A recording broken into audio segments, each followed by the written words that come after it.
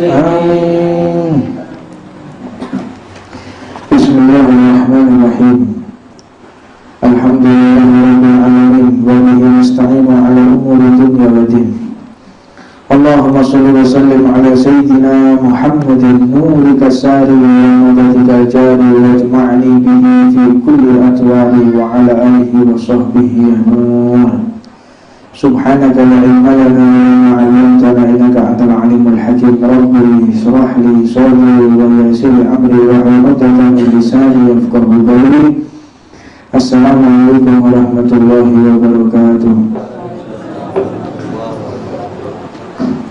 Assalamualaikum warahmatullahi wabarakatuh.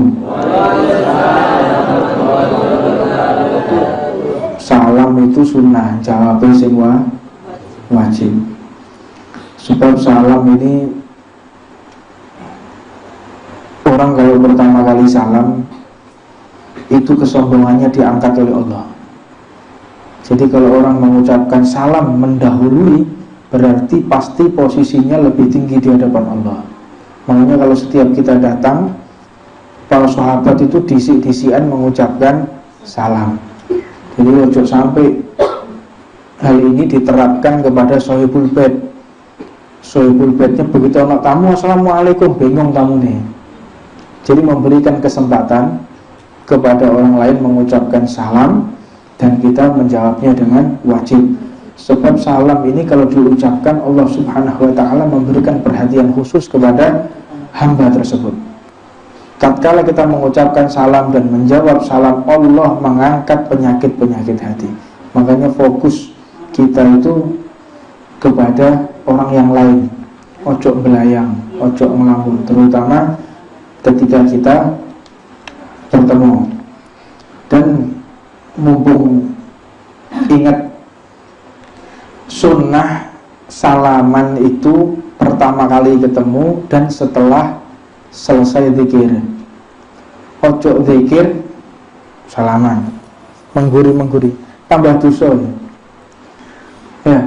Jadi sebaik-baiknya zikir itu yang tidak mengganggu khusyuknya orang lain. Dan salam ini pun, mengucapkan salam menjadi hilang kesunahannya tatkala masuk ke dalam masjid atau masuk ke dalam majlis. Mau duduk, ada orang khusyuk zikir, kita ucapkan salam, itu tidak menjadi sunnah. Yang kedua, kalau ada orang makan, kita ucapkan salam, itu nggak benar. Jadi hilang kesunahannya. Islam itu ditoto kabeh. Islam itu semuanya tertata. Yang mengatur kehidupan, pola hidup ini Islam. Jadi jangan sampai kita keluar daripada kehidupan Islami. Jangan sampai kita keluar dari syariat. Orang mau pakai baju itu diatur. Orang masuk kamar mandi juga diatur. Semuanya teratur. Mulai hari Senin sampai hari Ahad, semua itu teratur. Makanya ada namanya Dalail Khairat. Ada wirid hari Senin, ada wirid hari Selasa. Kalau hariannya ada sholat zuhur, wiridnya apa, sholat asar, wiridnya apa, itu lengkap semuanya. Jadi kalau masuk majelis tidak usah salam dan tidak usah salaman. Salaman itu akan menjadi hilang kesunahannya ketika masuk majelis, langsung duduk, tidak usah salam. Kecuali mereka yang melaksanakan khotib Jumat atau mereka yang memberikan ceramah. Jadi khotib Jumat itu sunnahnya ketika setelah Bilal ansitu wasma'u wa'ati'u rahimakumullah, ansitu menengok, ansit meneng, diam, dengarkan, wasma'u rungokno, rahimu warhamkumullah, dan kau akan mendapatkan rahmat dari Allah subhanahu wa ta'ala. Makanya kalau orang berbicara ketika sholat Jumat itu diangkat pahalanya oleh Allah. Jika masuk sholat Jumat kita ngobrol, itu langsung hilang pahala sholat, pahala Jumatnya, cuman mendapatkan keguguran wajib. Sholat Jumat itu wajib, jadi gugur saja kewajiban, tapi tidak mendapatkan keberkahan hari Jumat. Bilang itu aja nggak boleh. bilang haram kalau kita melaksanakan sholat Jumat, apalagi ngobrol, piye kabarmu, piye tutulane laris buka tak abah nemen ya. Nah, jadi diatur segala-galanya. Islam ini mengatur kehidupan kita yang salah menjadi benar, dan ini harus kita terapkan.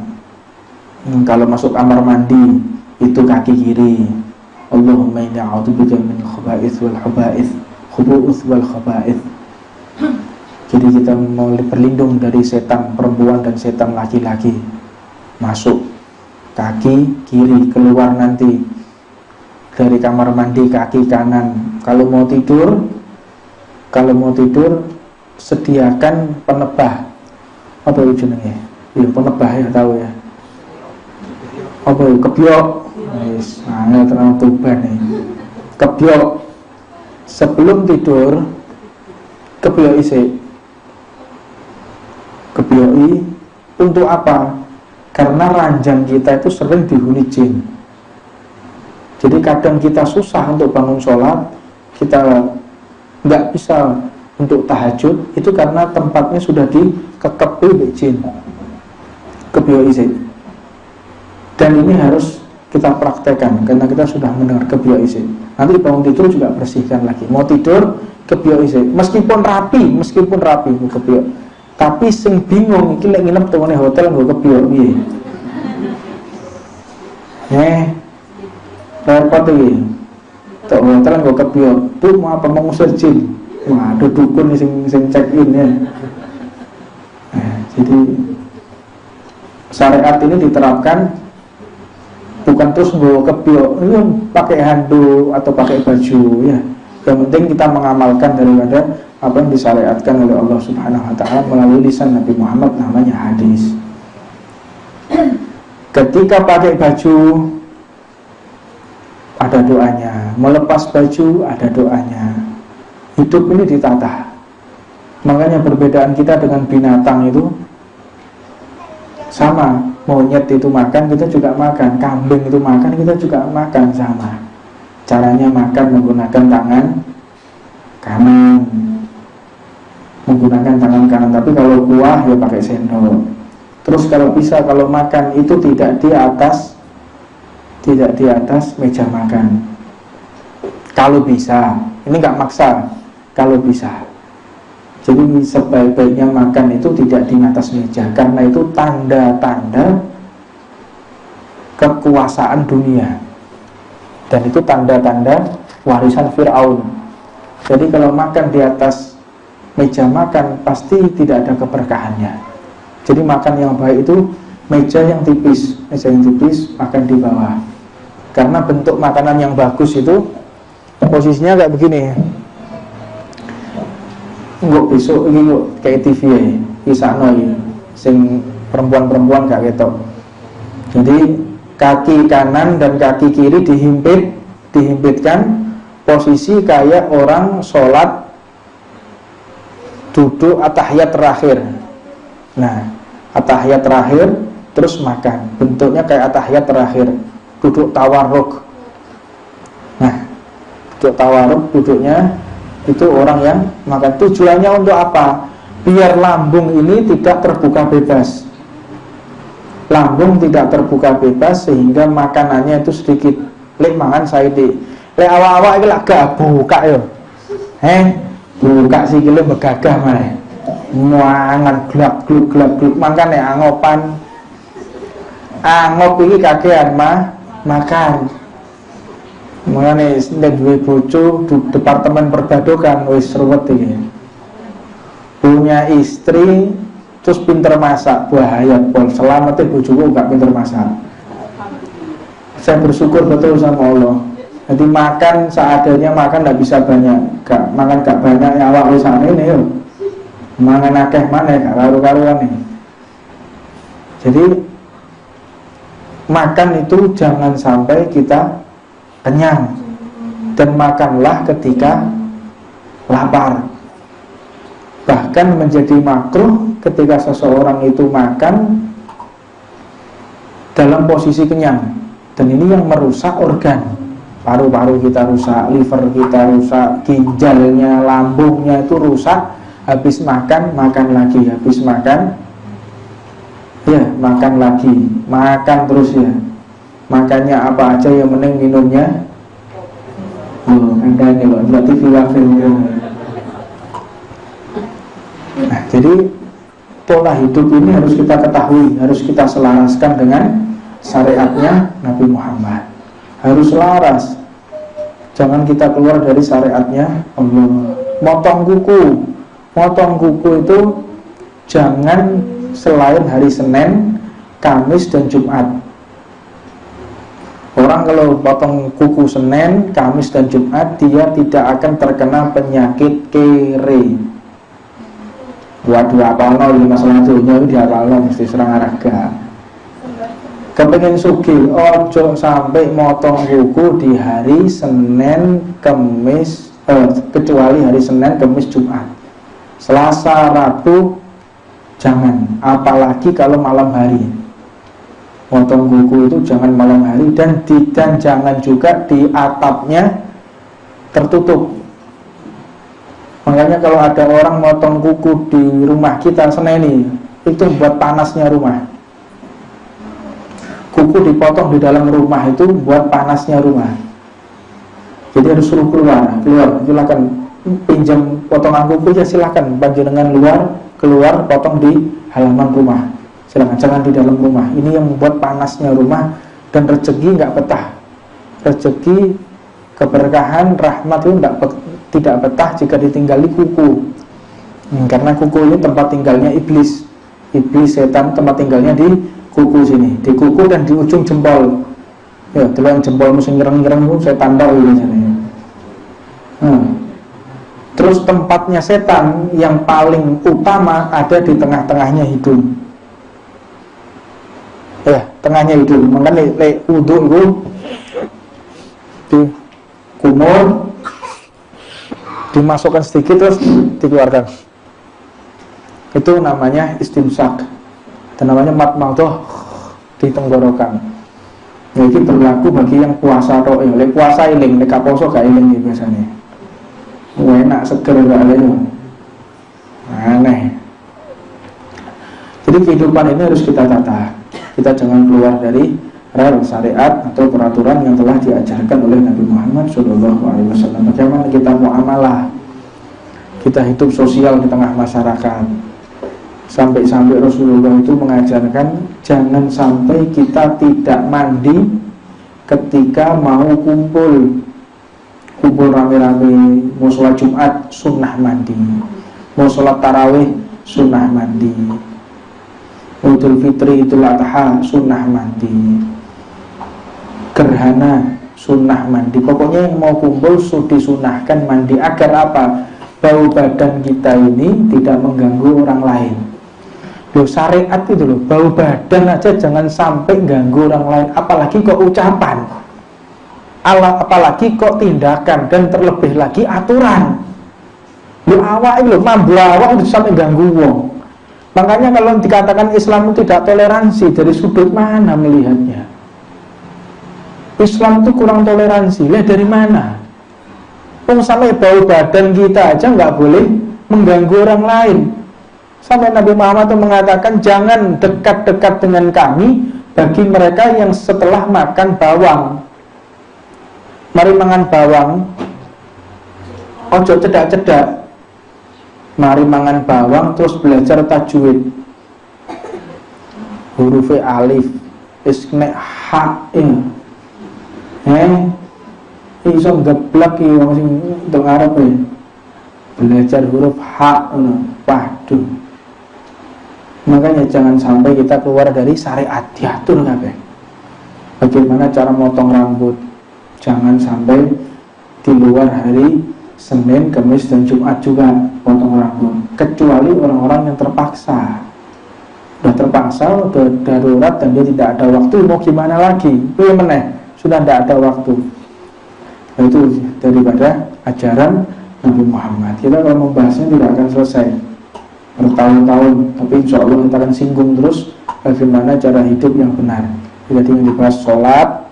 Kalau sholat jangan salaman kalau setelah salaman waktunya salaman ada, begitu.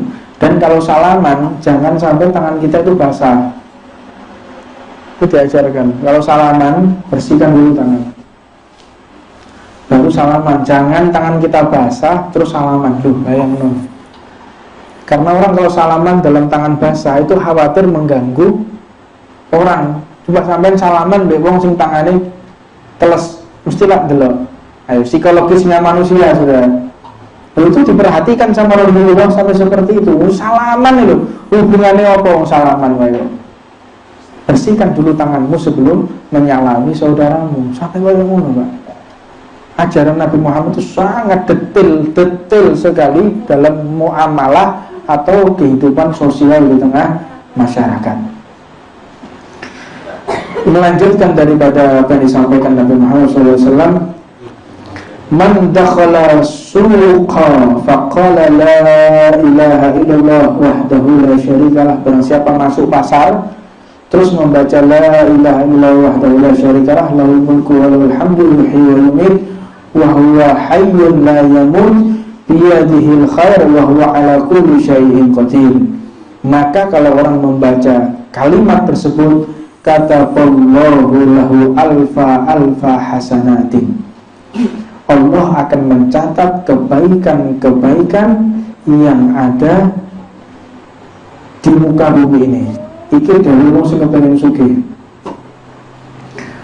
Wa maha anhu alfa sayiatin, dan Allah akan menghilangkan 100.000 sampai 100.000 kejelekan-kejelekan yang ada di dalam diri kita. Wa rafa'a lahu alfa darajatin, dan derajat kita akan diangkat oleh Allah Subhanahu wa taala. Hanya kalau masuk mlebu samudra, mlebu bravo, ajari, jadi biar tidak lapar mata.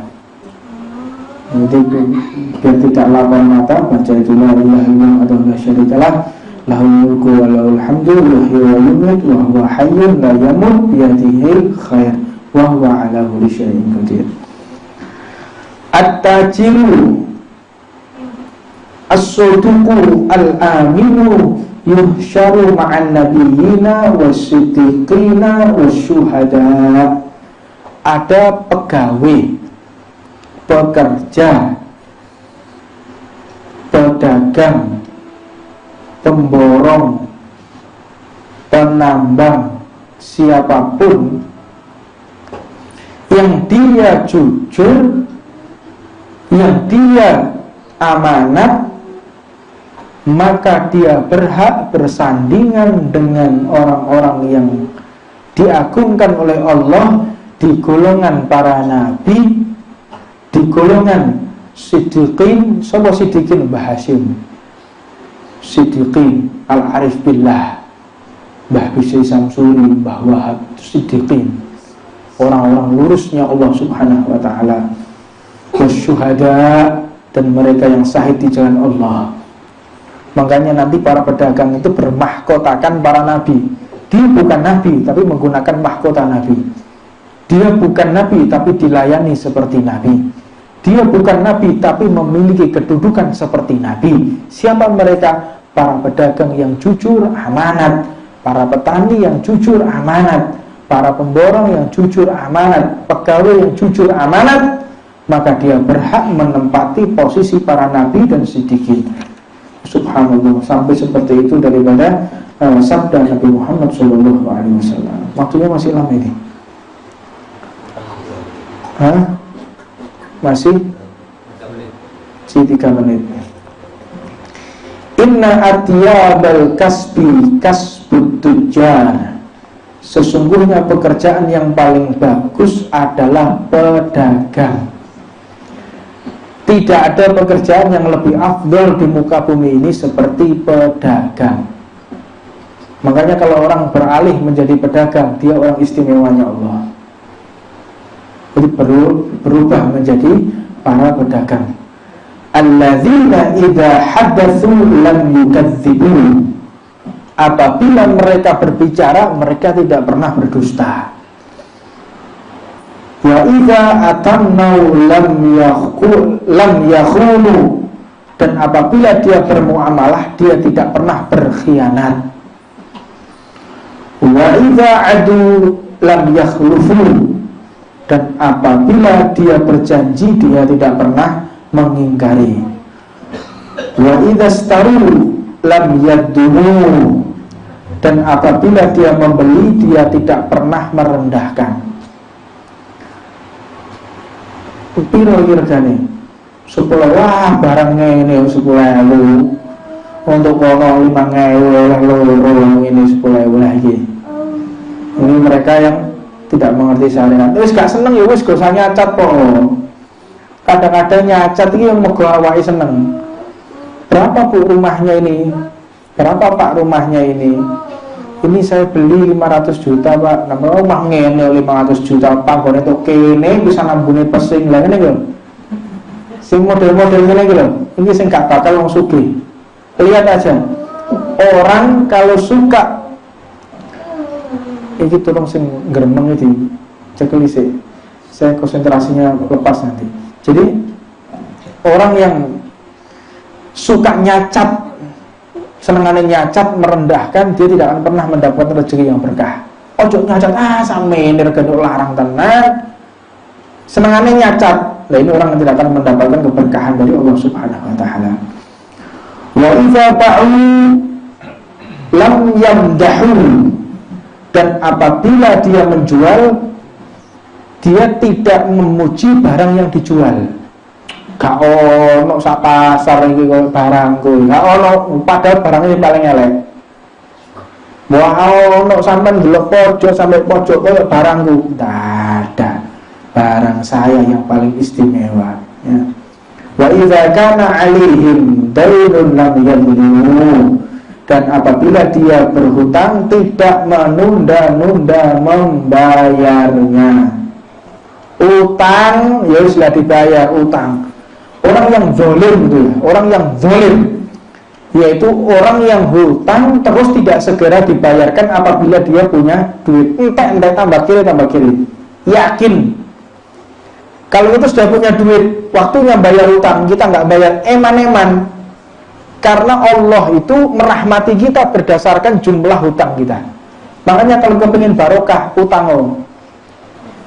Ini dalil ini, itu ngarang. Hadisnya Nabi Muhammad yang disampaikan oleh Habib Salim, kalau kita mau kaya, utang. Tapi utang sing iso awak-awak ini bayar. Dodolan sego goreng utang duit 2 miliar ini beliau model-model ini beliau nih berarti. Ini sodro nih, gak paham nih.